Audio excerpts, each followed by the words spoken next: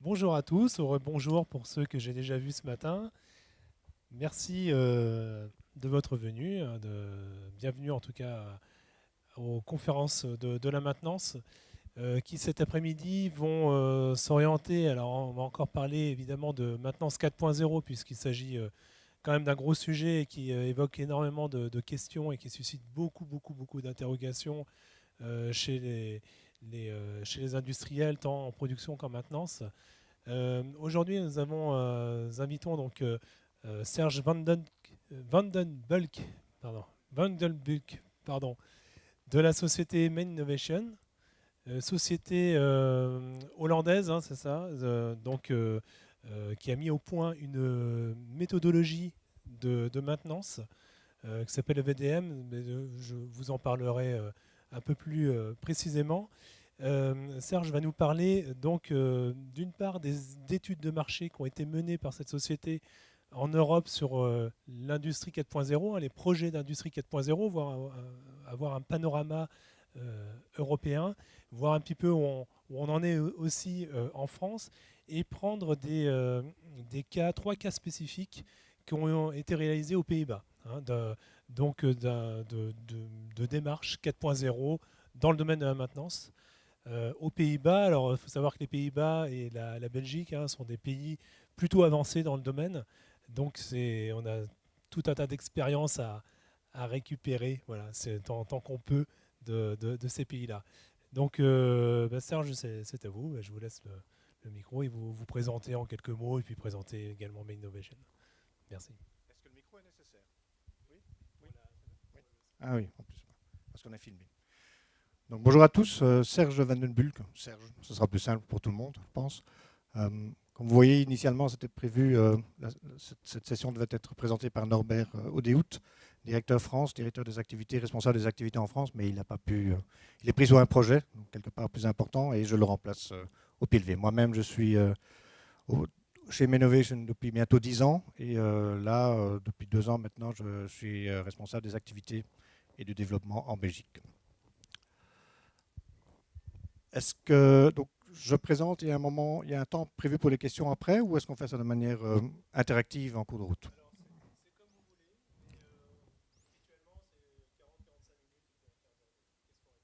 D'accord. Gardons les questions pour la fin. Oui. Moi, ça ne me gêne pas si on veut intervenir entre temps. Pas de problème. N'hésitez pas. Donc rapidement, le principe ici aujourd'hui, je vais vous présenter d'abord rapidement qui nous sommes et surtout notre méthodologie VDM.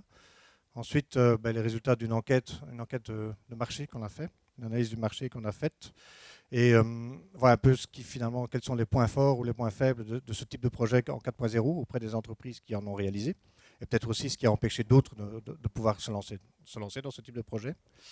Et puis ensuite, je vais passer en revue 3-4 concrets, pratiques. Alors, qui nous sommes? Nous sommes une petite boîte de consultants, petite société, une petite entreprise de conseil, 35 consultants répartis aux Pays-Bas, en Belgique et là depuis début 2018, 2 personnes en France. Donc on commence des activités en France. Nous avons donc ce qui nous caractérise un peu d'autres entreprises de conseil dans la maintenance ou l'asset management, ça va être qu'on a notre propre méthodologie que je vais vous présenter.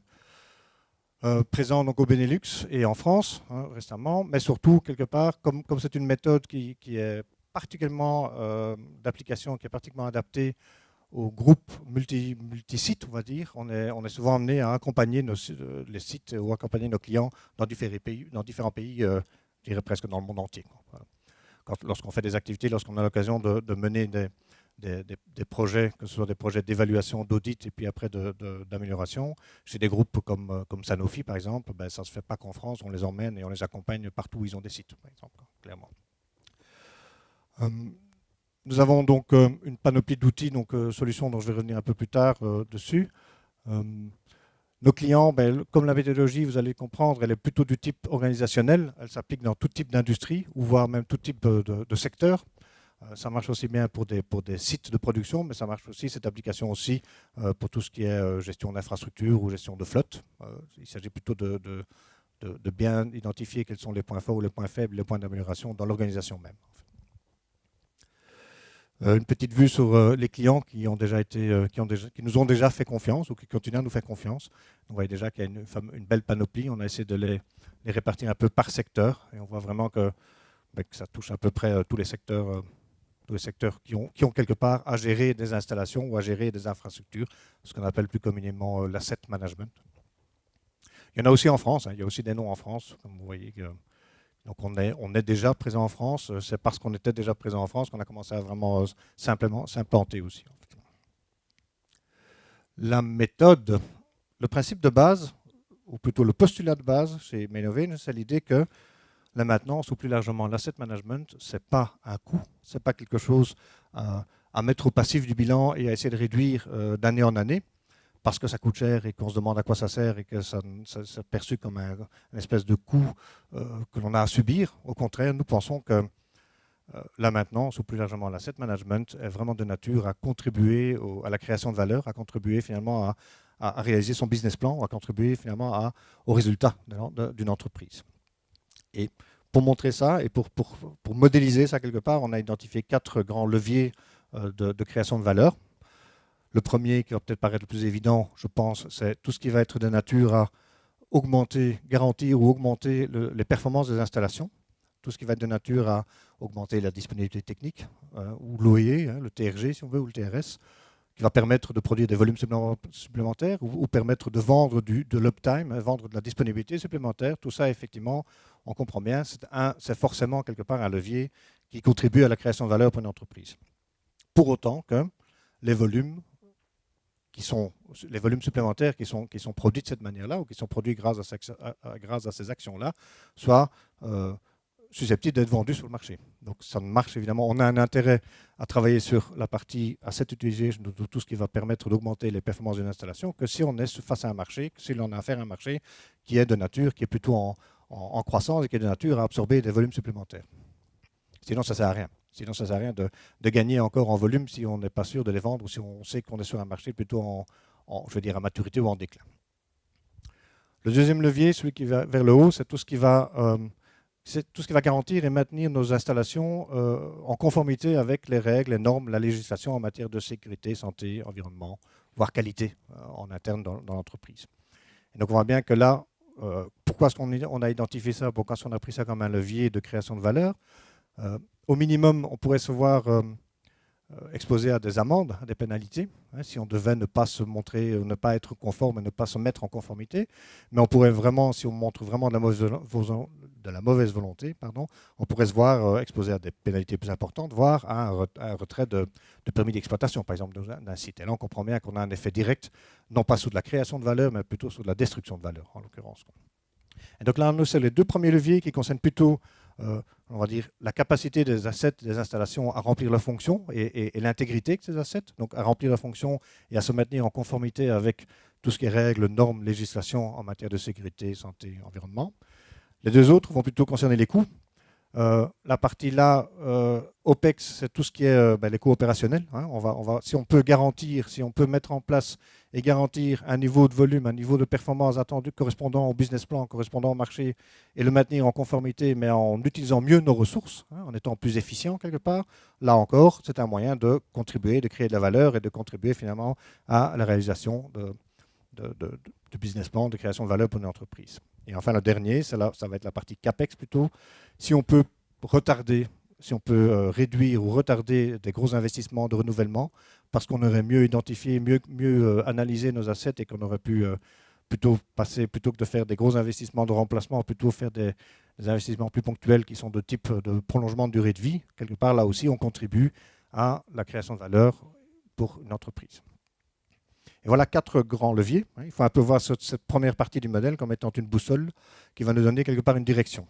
Ce que l'on fait dans notre méthode, c'est qu'on va calculer le potentiel de valeur économique de chacun de ces 4 leviers.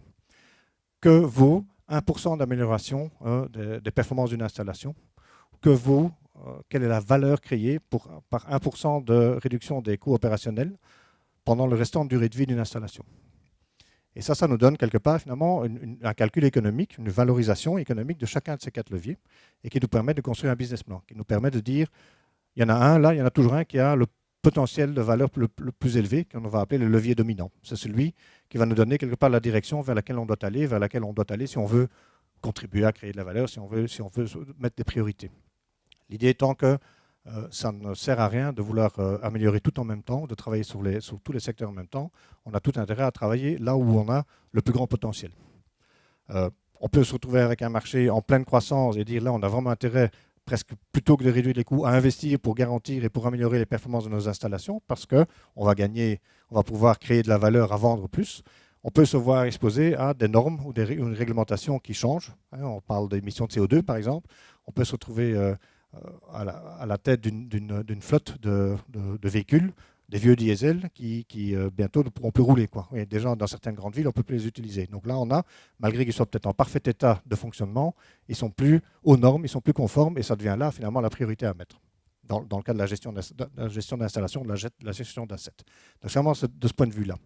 Donc ce premier niveau nous donne la direction vers laquelle on a tout intérêt à aller, parce que c'est là qu'il y a le plus grand potentiel en termes de valorisation, en termes économiques. Ça nous permet de construire un business case, ça nous permet de gagner, d'être entendu et de gagner sans doute un peu plus la confiance de nos directeurs financiers, avec lesquels on a parfois, en tant que maintenancier, un peu de mal à parler le même langage, quoi. Donc ici, l'avantage de la méthode, c'est qu'elle permet de traduire les priorités que l'on veut se mettre en euros. Ça permet d'avoir un langage un peu commun. Une fois qu'on a identifié dans quelle direction, quel est le levier de valeur dominant, on va regarder comment on va travailler sur l'organisation même. Et pour ça, on a le deuxième niveau de notre modèle.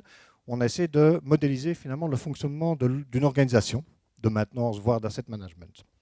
Et ce modèle, il est basé sur l'amélioration continue, classique, je pense, dans ce type d'activité, dans ce type d'organisation. On va avoir deux boucles d'amélioration continue. La première, elle tourne autour toujours de tout ce qui est asset, performance des assets.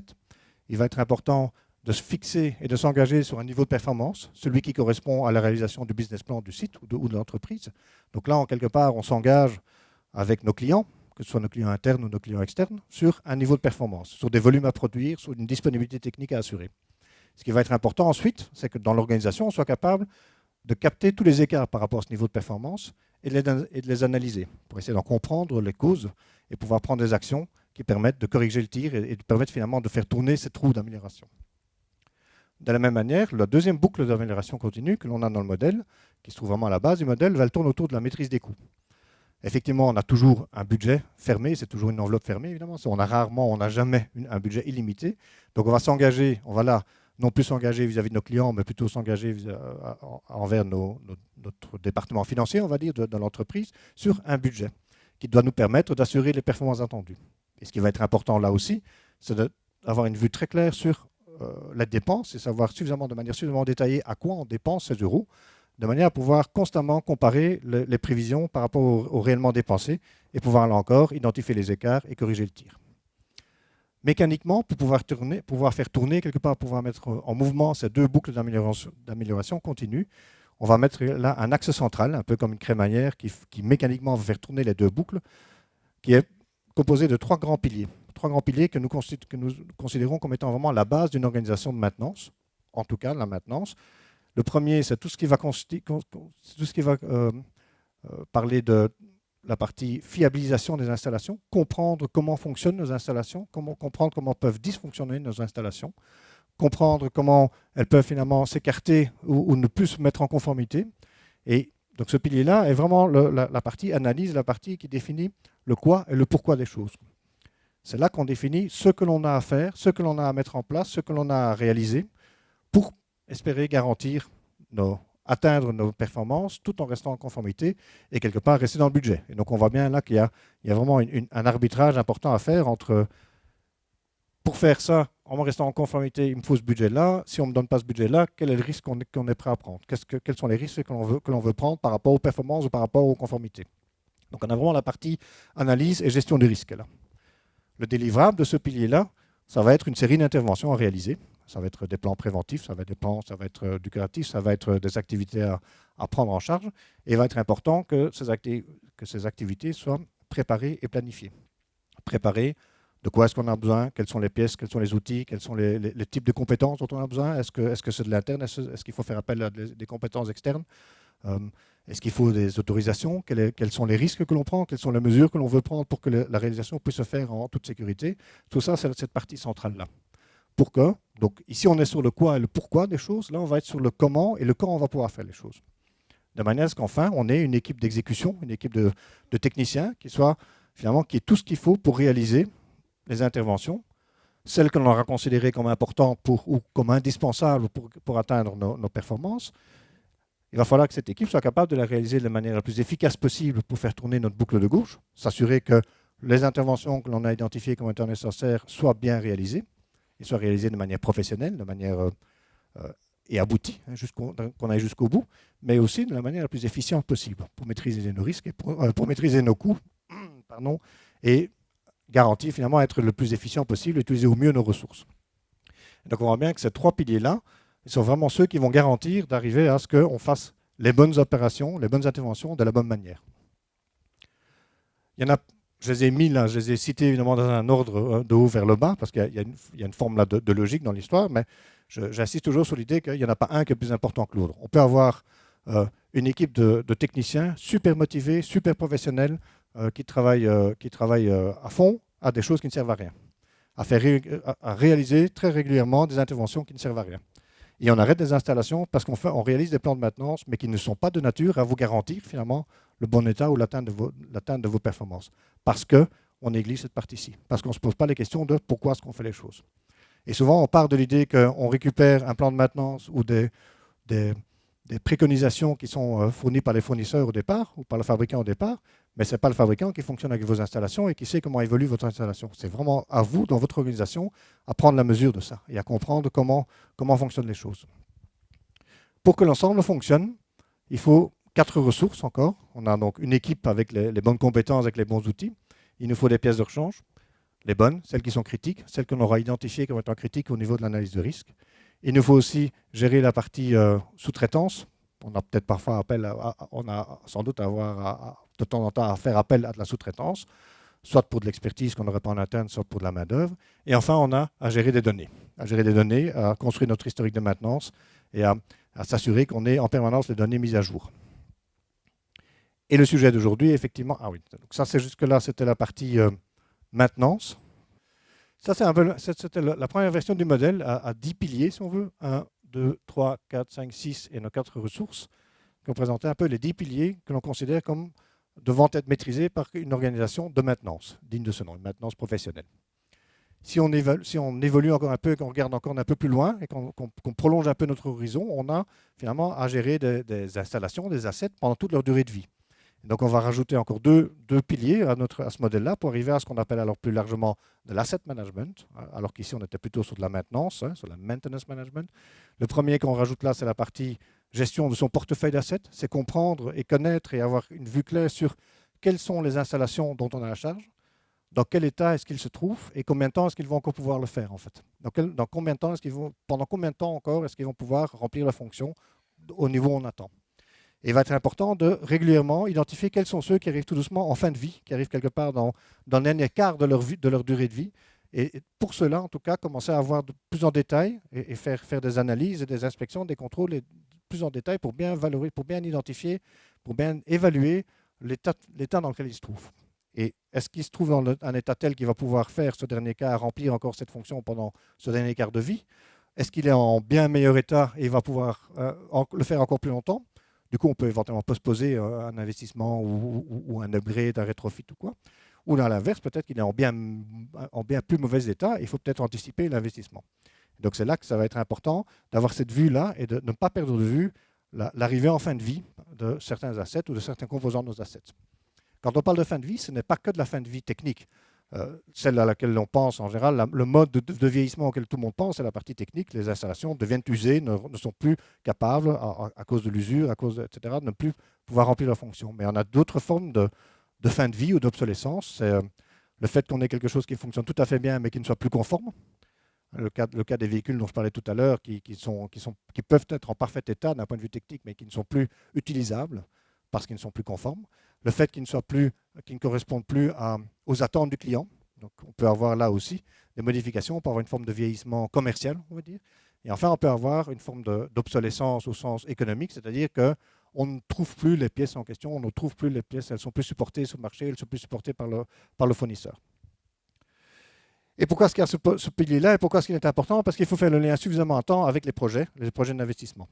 Et qu'il faut arriver à ce que suffisamment à temps, on identifie le besoin et que l'on mette ça bien, que l'on intègre bien ce besoin-là dans notre portefeuille d'investissement, dans notre portefeuille de projet pour les prochaines années.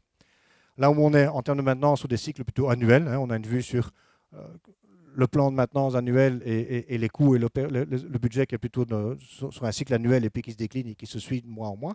Là, on va travailler sur plusieurs années à l'avance pour identifier quels sont les besoins d'investissement que l'on a pour dans 3-4 ans. C'est important que dans l'organisation, il y ait des gens qui s'occupent de ça, dont c'est la fonction, dont c'est le rôle dans l'organisation.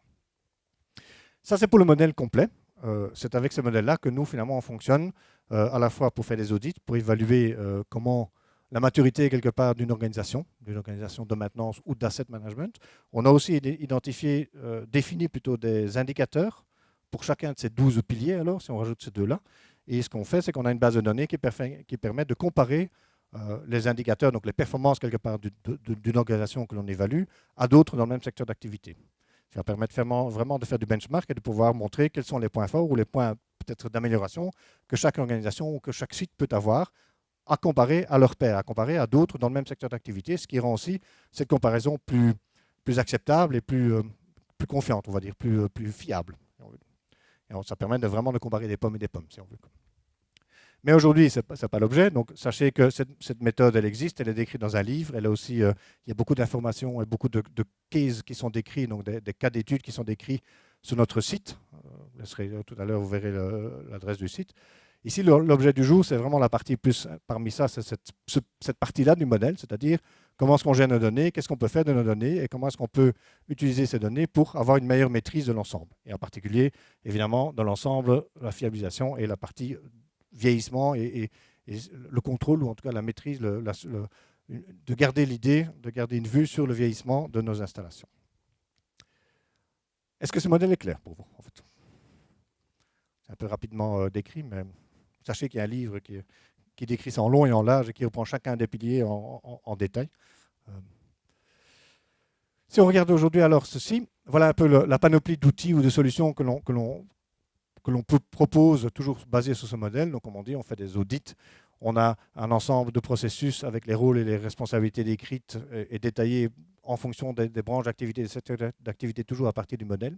Donc, comment est-ce que l'on veut, comment est-ce que l'on propose le processus de fiabilisation d'une installation, comment est-ce qu'on fait, comment est-ce qu'on décrit, comment est-ce qu'on documente finalement un processus de long-term asset plan, c'est-à-dire comment est-ce qu'on a cette vue long terme pendant tout le cycle de vie d'une installation, des installations. Et quels sont les rôles qui doivent intervenir là-dedans et quelles sont les responsabilités qui doivent intervenir là-dedans. Comment est-ce qu'on fiabilise? Voilà, je ne vais pas tous les citer, mais il y a ceci aussi qui est un des sujets qu'on utilise aussi bien, parce que ça, c'est un peu l'objet d'aujourd'hui. On fait donc des études de marché régulièrement dans différents types d'activités. En l'occurrence ici, les deux derniers qu'on a fait, c'est sur le 4.0, sur la notion de maintenance prédictive ou predictive maintenance 4.0.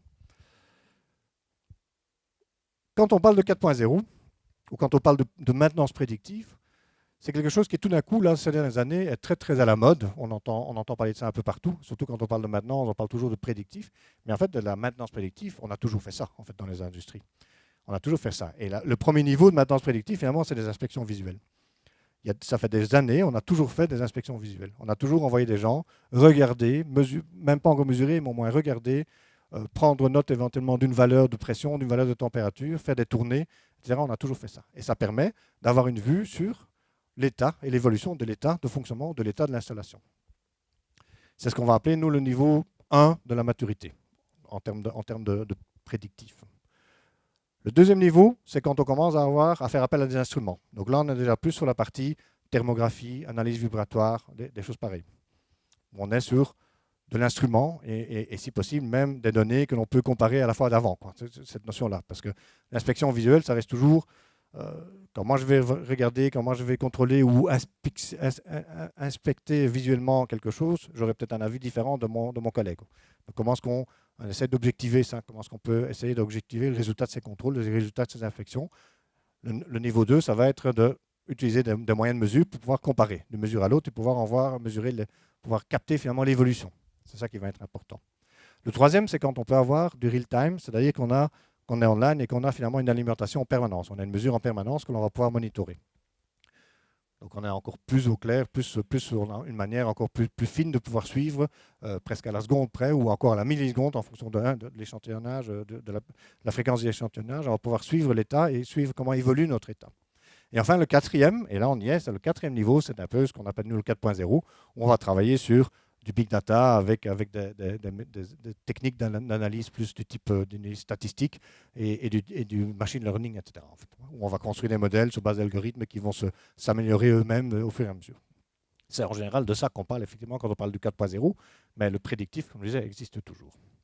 Alors ce qu'on a fait, alors oui, sur base de ça, alors on peut donc dire que quelque part, si on prend une définition un peu objective du prédictif ou du PDM 4.0, il s'agit donc de pouvoir prédire des défaillances potentielles ou des défaillances d'une installation, mais surtout aussi de pouvoir en prescrire éventuellement les actions correctrices à prendre, les actions correctives à prendre, sur base justement de modèles, des données et de l'analyse des données que l'on peut faire en utilisant des techniques d'analyse et surtout sur un grand volume de données.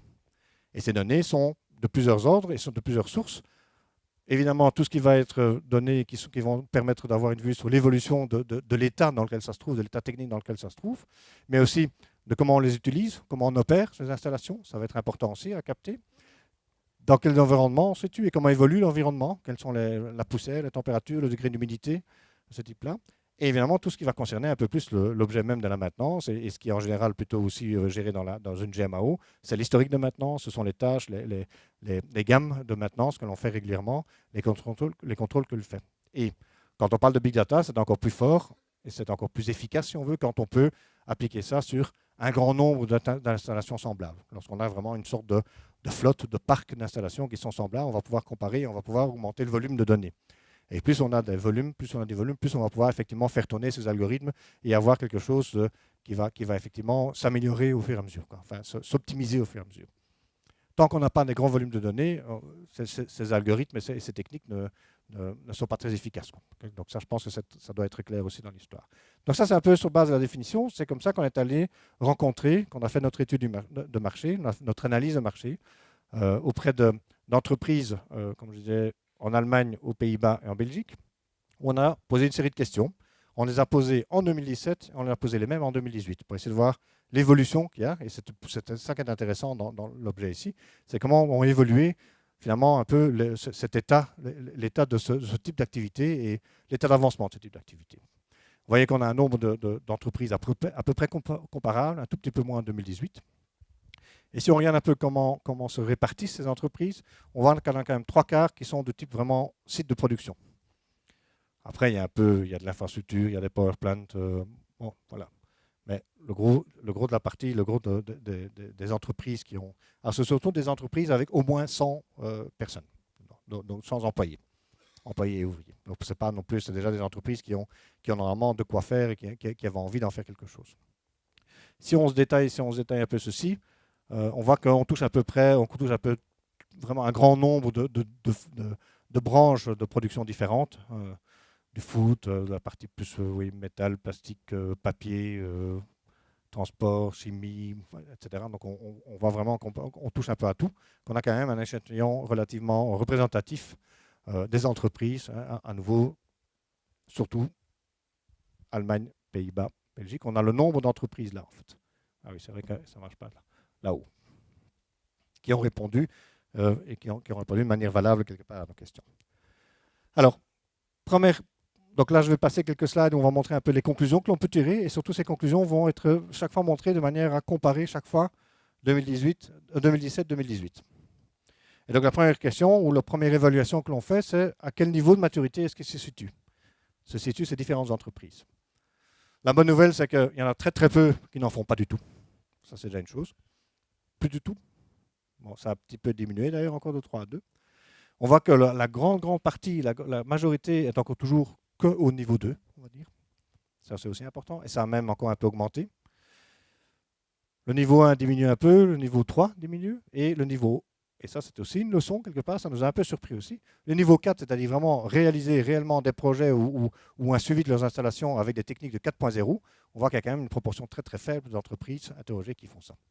Donc malgré ce que l'on dit et malgré tout ce que l'on nous vend en 4.0, on voit que de manière vraiment concrète, par des entreprises, et comme je disais, dont les 3/4 sont des entreprises de type production, etc., il n'y a que 11% des gens, des entreprises interrogées qui font réellement des projets de 4.0. Donc, ce n'est pas encore non plus complètement implémenté, complètement à l'aise. Et comme je disais, la grosse partie se trouve encore toujours ici, hein, sur la partie vibration, thermographie, ce type d'inspection-là. À la question de est-ce qu'il prévoit de faire des projets comme ça, est-ce qu'il prévoit de se lancer dedans? Il y en a, ça augmente un peu, il y en a effectivement de plus en plus, hein, entre d'un an à l'autre, il y en a quand même 5% de plus qui veulent y aller. Il y en a qui ont en vue, hein. Là ils sont partis, ils ont commencé, ceux-là ils sont en train de, ou ils y pensent, mais il y a quand même encore toujours une grande partie qui n'y pense même pas. En 2017, la moitié, en 2018, 40% encore qui n'ont pas de plan, qui n'ont pas de prévision, qui n'envisagent pas encore vraiment de partir dans le 4.0. Donc ça c'est quand même interpellant. C'est quand même par rapport à ce que l'on dit, par rapport à toute la pub et par rapport à tout ce qu'on entend, on voit quand même que ça a quand même du mal à vraiment prendre, encore une fois, sur le terrain, dans les entreprises réellement. Et si on regarde un peu pourquoi, si on interroge un peu les 40% qui n'ont pas encore de plan, on voit que la plus grande raison, la plus grande partie, c'est un business case. Et moi, j'associe encore un peu ceci aussi. Hein. Ils n'ont pas non plus l'engagement, l'accord de leur management, mais ça va ensemble. C'est vraiment comment est-ce que je peux aujourd'hui construire mon business case, comment est-ce que je peux m'assurer que si je lance, si j'investis dans les techniques comme ça, parce que ça passe parfois par des investissements non négligeables, qu'est-ce que je vais pouvoir en tirer? Comment est-ce que je vais pouvoir quelque part chiffrer? Comment est-ce que je peux pouvoir imaginer, évaluer ce que je vais pouvoir en tirer? Et la deuxième grande raison, c'est le fait, et ce n'est pas négligeable non plus, c'est le fait qu'il n'y aurait pas de données disponibles, ou pas de données valables, en qualité suffisante que pour pouvoir être utilisées. Et on sent bien que ce sont les deux grands freins aujourd'hui. Celui-là, on peut y travailler. Il faut évidemment commencer par orienter, structurer, mettre peut-être en place certaines choses pour commencer à capter, à saisir les données et à les rassembler, à les collecter dans une base de données ou dans plusieurs bases de données. Ceci, c'est plus embêtant parce qu'ici, il s'agit vraiment encore de se poser la question de pourquoi est-ce que je ferais ça? Qu'est-ce que ça va m'apporter? Et donc là, il y a encore du travail et je pense que là, on n'est pas encore certain que ce soit forcément une technique qui doit forcément être appliquée partout, par tout le monde, etc. À l'inverse, quand on regarde pour ceux qui sont allés, qu'est-ce qu'ils avaient comme but, hein, qu'est-ce qu'ils avaient eux comme but a priori, pour plus de la moitié, c'était vraiment augmenter finalement les performances de l'installation. Augmenter la disponibilité technique, performance. Dans une moindre mesure, réduction de coûts, réduction du risque, voire avoir une meilleure vue sur le prolongement de durée de vie des assets, etc.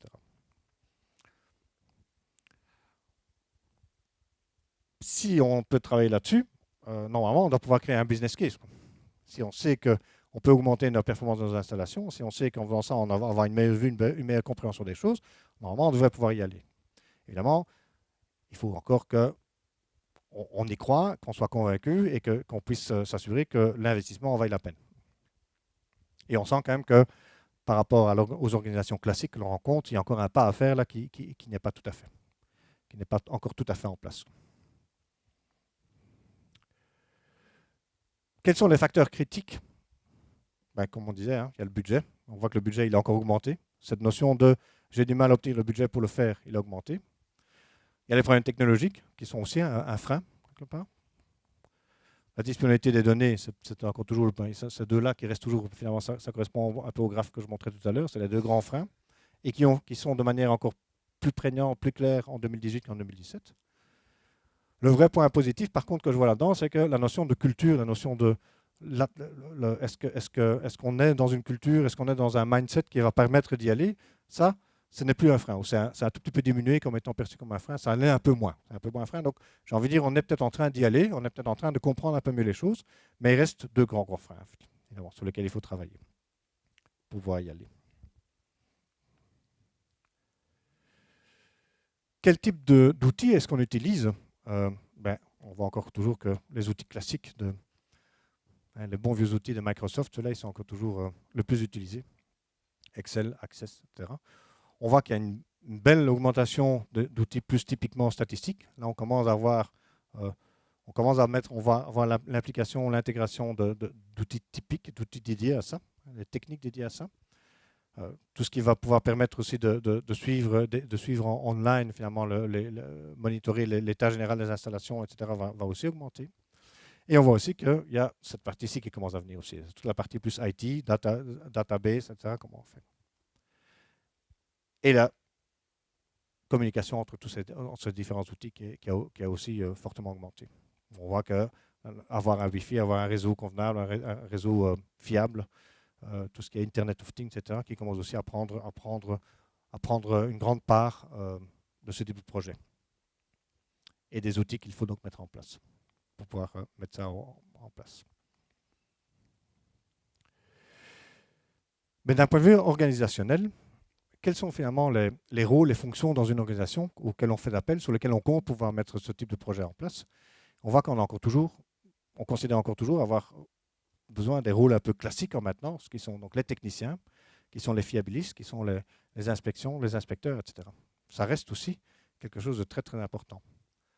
Je vais revenir après là-dessus, parce que ça, pour nous, ça reste très, très important. Évidemment qu'il y a aussi une augmentation de tout ce qui est plus data scientist et d'IT. L'aspect, évidemment, IT, l'aspect capacité d'analyse, capacité à utiliser les nouvelles techniques d'analyse, tout ce qui est algorithme, etc., big data, etc., ça va être important. Mais dans le monde de la maintenance et dans le monde, lorsqu'on parle de gérer, d'avoir une meilleure vue, une meilleure maîtrise sur les installations et sur le bon fonctionnement de ces installations, on reste encore toujours très très fort attaché aux rôles et aux fonctions classiques. Et en fait, c'est logique parce que après, on ne peut pas, pour ce qui est d'installation, on ne peut pas donner un grand volume de données et puis laisser courir les algorithmes et on verra bien ce qu'on en sort. On va forcément devoir orienter ça et devoir continuer à orienter, c'est peut-être pas le mot, mais en tout cas, cadrer ça avec ce que l'on connaît déjà du fonctionnement et de ce que l'on connaît déjà des modes de dysfonctionnement identifiés. Et pouvoir, de cette manière-là, pouvoir utiliser de manière finalement plus efficace, plus rapide, les résultats que peuvent donner les analyses purement statistiques des données. Et on voit que très vite, on va se retrouver avec un duo ici entre les gens qui comprennent, qui ont compris et qui savent ce qui peut se passer sur leurs installations et qui savent comment ça peut se passer parce qu'ils ont fait les analyses, qu'ils ont fait des analyses de cause, parce qu'ils ont fait des AMDEC et qu'ils ont identifié les modes de défaillance et corroborer ça avec les données que l'on a et essayer de corriger ça ou de corréler ça avec les données que l'on a. De manière à être plus rapidement sur les bons sujets, ceux qui sont capables, effectivement, ceux qui sont susceptibles de pénaliser l'industrie, de pénaliser et mettre les bonnes priorités sur les différentes alertes que l'on peut avoir. Mais quand même, pour ceux qui l'ont fait, pour ceux qui y sont allés, il y a quand même des résultats. Ça, c'est aussi quelque chose qui est quand même intéressant ou qui est même très positif. Et je dois dire que nous, quand on a analysé un peu les résultats de l'ensemble de ces enquêtes, de ces réponses, on voit quand même qu'il y a des résultats non négligeables. Et en particulier, on voit que plus de la moitié, 60% des gens qui l'ont fait, ont déjà pu, de manière tangible, enregistrer des fameuses augmentations, des augmentations en matière d'uptime. De la même manière, on peut aussi enregistrer de manière tangible une réduction de coûts, une meilleure maîtrise des coûts. Et une meilleure maîtrise du risque par rapport à tout ce qui est conformité, sécurité, santé, environnement. Et la partie lifetime extension, donc la partie maîtrise de l'obsolescence, du vieillissement des installations. Donc ce sont quand même des résultats ici qui sont vraiment très prometteurs. Et je pense qu'on doit plus communiquer ça aussi pour dire, pour ceux qui ont encore un peu peur et qui ont qui ont du mal à construire leur business case quelque part et à convaincre, c'est-à-dire quand on le fait, et quand on le fait quelque part de manière réfléchie, de manière en connaissance de cause, en maintenant aussi quand même encore toujours notre vue plus classique de fiabiliste et de connaissance des installations, on voit quand même qu'on apporte vraiment des choses, en fait, que ça peut vraiment apporter des résultats. Des résultats qui sont vraiment de nature, une fois de plus, à créer de la valeur, pour revenir un peu sur notre modèle de départ, c'est prioriser les choses et s'assurer qu'on aille bien dans un sens de création de valeur, d'amélioration finalement de maîtrise et d'amélioration de nos installations pour créer de la valeur.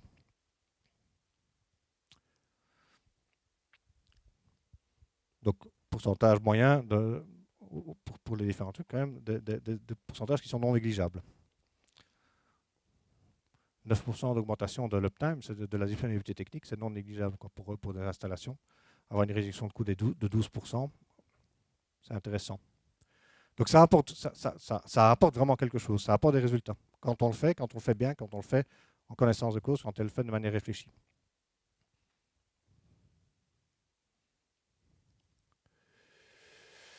Alors, sur base de tout ça, et en réfléchissant un peu de notre côté, et toujours avec cette idée de comment est-ce que nous, on peut se situer par rapport à quelle est la valeur ajoutée que nous pouvons apporter, nous, en tant que consultants, que bureau conseil, pour tout ça, on propose quelque part, finalement, une approche un peu structurée, que je vais vous montrer maintenant. C'est-à-dire que nous, on ne considère pas qu'il est opportun, pour nous en tout cas, de commencer à engager des jeunes ingénieurs, data scientists qui ont quelque part appris à l'école ou à l'université ces techniques, etc. Je pense qu'il y en a d'autres qui font ça déjà très très bien. Et je vais d'ailleurs montrer quelques cas concrets que l'on a pu voir, que l'on a pu rencontrer aux Pays-Bas, justement avec des collègues qui font ça et avec qui quelque part on travaille ensemble. Mais ce qui va être important, c'est de cadrer un peu, l'approche et d'avoir une approche bien structurée et toujours une approche orientée de nouveau création de valeur, value driven, pour pouvoir bien sélectionner et bien avancer dans ce type de projet. Et la première chose, comme toujours, ça va être d'avoir une vue claire sur par quoi est-ce qu'on commence, par où est-ce qu'on commence.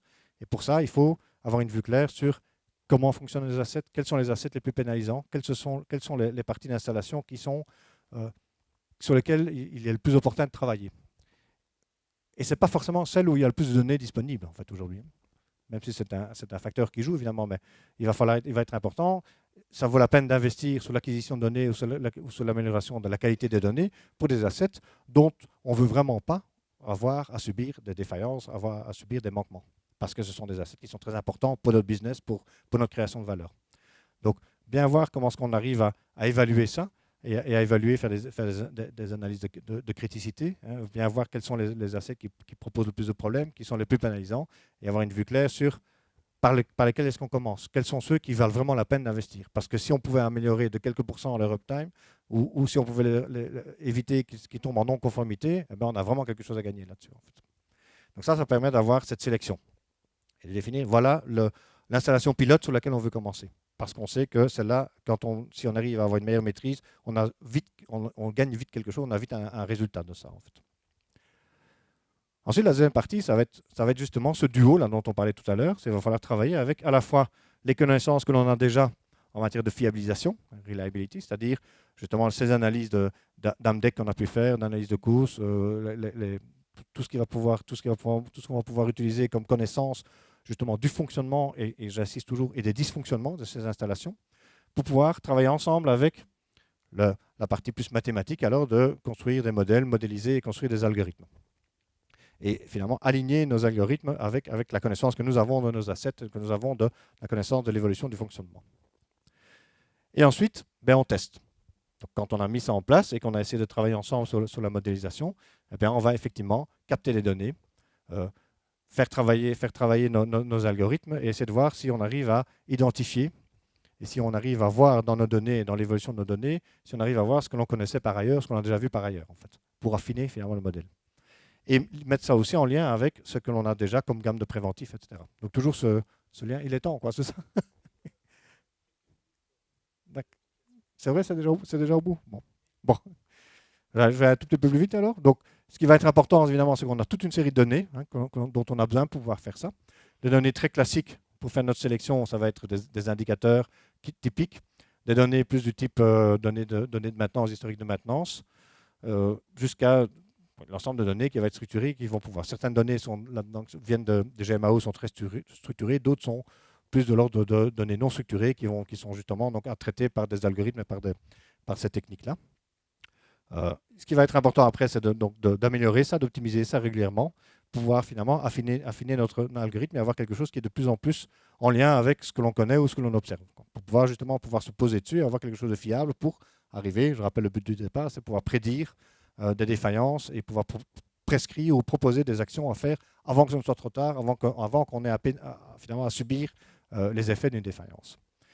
Et peut-être encore plus important autour de tout ça, c'est qu'il va falloir évidemment assurer le management de tout ça et arriver à, d'une part, à mettre en place toute la partie infrastructure IT, c'est la partie plus technique IT, mais aussi toute la partie changement culturel, changement de l'organisation. Et je pense que c'est là que nous avons, en tant que consultants, et avec notre connaissance, et avec notre modèle et notre connaissance, notre expérience en matière d'organisation, d'accompagnement d'organisation, c'est là qu'on a un vrai rôle à jouer. Et donc, très très vite, un exemple alors. Donc, je vous passe, donc on travaille avec SciTech, c'est une organisation qui prend en charge la maintenance des sites de DSM. pour la petite histoire des SM, le site à Seclin, hein, par exemple, sous le nom des DFS, donc un grand groupe chimique et un peu alimentaire. Et Cytec a pris en charge toute la partie maintenance. Donc on sous-traitait, DSM a sous-traité, a externalisé sa maintenance.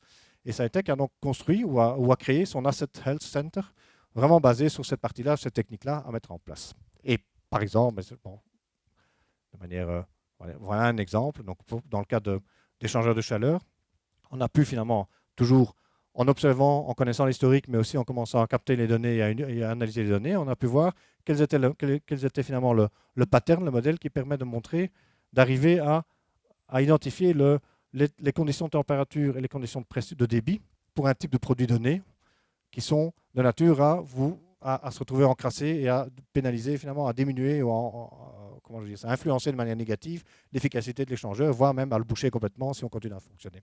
Et donc, ils arrivaient finalement à quelque chose là qui permet de dire, si on continue à travailler avec ce produit-là, il faut modifier de cette manière-là les paramètres du type température et débit pour pouvoir prolonger encore le fonctionnement de manière efficace avant que ça ne s'encrasse complètement, par exemple. Après, il y a d'autres, mais je pense que ben, les autres sont plus classiques, entre guillemets, si on parle de vannes. Ce qu'on fait, c'est qu'on regarde évidemment en fonction des types de produits, en fonction de la pression. On monitore en permanence le temps nécessaire entre l'ouverture complète et la fermeture complète, et on va voir comment évolue ça et comment est-ce qu'on va pouvoir identifier le début de fuite ou le début d'encrassement ou le début de manque d'étanchéité au sein même de la vanne, en fait, avant qu'on ait à vraiment subir les problèmes, subir les effets de ce type de vanne. Voilà. Est-ce qu'il y a des questions? C'est ce que j'allais demander. Des questions? Peut-être sur la... Peut-être un peu sur la méthode. Combien de temps ça prend en moyenne? Évidemment, c'est très variable hein, d'une industrie à l'autre, mais vous, de votre expérience?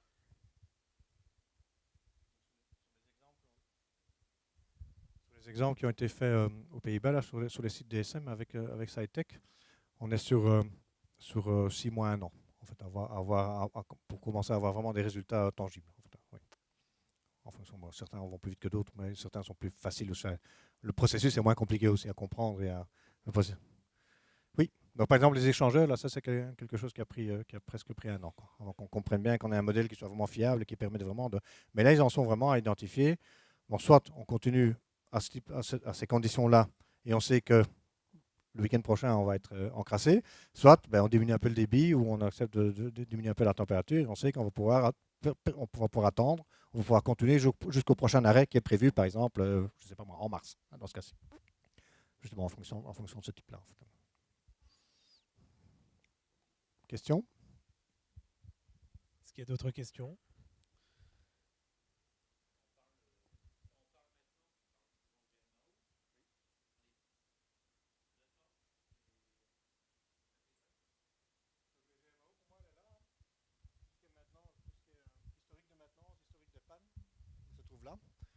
Et en général, ces données servent aussi à produire les indicateurs qui vous permettent d'indiquer, faire les paretos de panne, faire les paretos, quels sont les assets qui ont le plus de panne ou qui ont le plus de downtime, le plus de temps d'arrêt, etc. C'est là que ça vient. Mais on est bien aussi en dehors de la GMAO. On a bien aussi besoin de données en dehors de la GMAO. Là. Ça, c'est clair aussi. En fait. Nous, on fait pas. Nous, on fait la partie organisationnelle qui est derrière. En fait, nous, on s'engage avec des entreprises comme par exemple le Cytec Asset Health Center. C'est eux qui ont des techniques d'utilisation. Enfin, toutes les techniques de centralisation des données et d'analyse, etc., de big data, ça, c'est pas notre spécialité. En fait. Oui, ça peut être un partenaire. Oui. Effectivement. Mais on est plus sur oui, c'est pas évident comme ça, mais pour ces gens-là, ça pose pas de problème. C'est dès qu'ils peuvent attaquer directement la base de données ou qu'ils ont une copie, qu'ils ont une image de la base de données. C'est rarement l'aspect purement IT qui pose problème. En fait, le problème va plus être d'identifier quels sont les bons sujets, quels sont les sujets qui vont nous apporter quelque chose, en fait, qui vont pouvoir nous gagner, nous permettre de gagner en maîtrise du bon fonctionnement, maîtrise de la fiabilité, la disponibilité par rapport à l'investissement nécessaire. En fait. Pour avoir des résultats. Oui.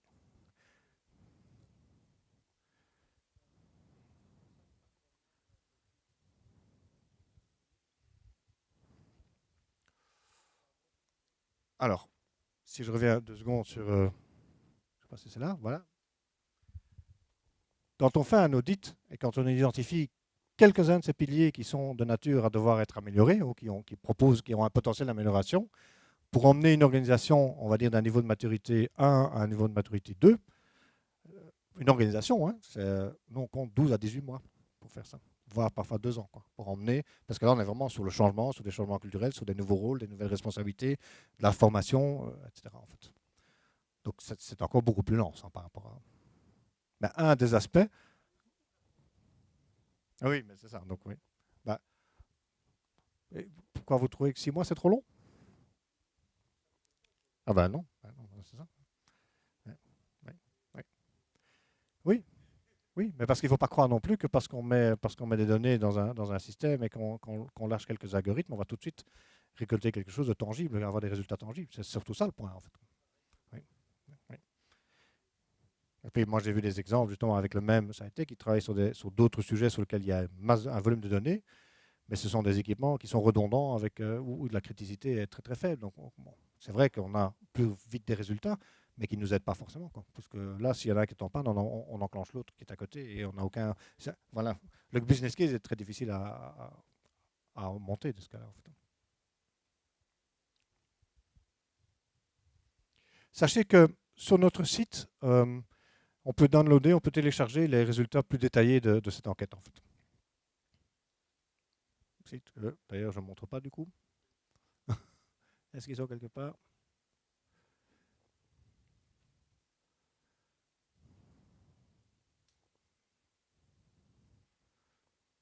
Non, ils ne sont pas du tout. Bon, mainnovation.com, on va dire. Voilà. www.mainnovation.com. Mainnovation.com. Le livre aussi est disponible. Il est en vente sur le site si vous voulez. Mais l'enquête, par exemple, les résultats de l'enquête, ça c'est un PDF qui est téléchargeable gratuitement. Oui. Donc les résultats dont j'ai montré quelques graphiques, mais ça fait l'objet d'un folder beaucoup plus complet.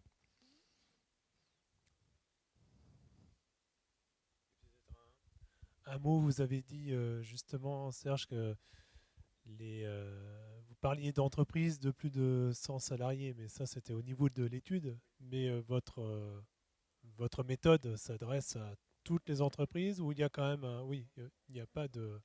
D'accord. Pour l'enquête, oui, oui, uniquement. Mais la méthode s'applique à une entreprise de 10-15 personnes jusqu'au grand groupe. D'accord. Ok.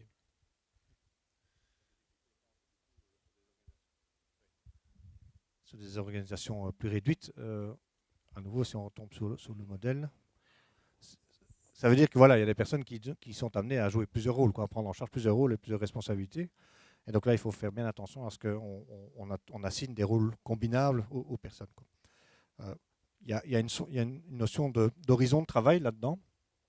La partie exécution, elle est vraiment sur un horizon de travail d'1 semaine à 2 semaines. On est plutôt sur le court terme, c'est-à-dire qu'on se retrouve à avoir à réaliser avec son équipe de techniciens, on se retrouve à réaliser un planning prévu pour la semaine ou pour les 2 semaines. Et surtout, au jour le jour, on a à prendre en charge tous les imprévus, toutes les pannes, les urgences des dernières 24 heures. Donc on est vraiment sur ce que j'appelle le court terme, la journée, la semaine.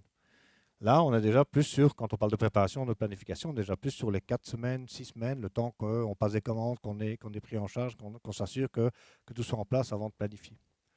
Et là, on est encore sur le plus long terme. Là, on est sur des analyses de panne, des analyses d'occurrence, des analyses de temps d'arrêt, etc. Et surtout, l'optimisation des plans de maintenance, ça se fait plutôt sur les mois, années. Et là, on est encore plus long, quoi. Là, on est carrément sur quels sont les assets qui arrivent en fin de vie dans les 5 prochaines années. Et donc, si on donne à faire à la fois ces études-là à la même personne qui est en charge tous les matins de prendre en charge et de régler tous les petits problèmes, toutes les urgences qu'il y a dans le jour, du jour, pour être sûr que le jour où il arrivera à ça, ben, ce sera aussi sous forme d'urgence. Il sera tellement tard sur ce sujet-là que ce sera aussi une urgence à faire pour le lendemain. Donc, c'est incombinable, quoi. Donc, il faut bien faire attention à ce qu'on combine bien des choses qui soient combinables.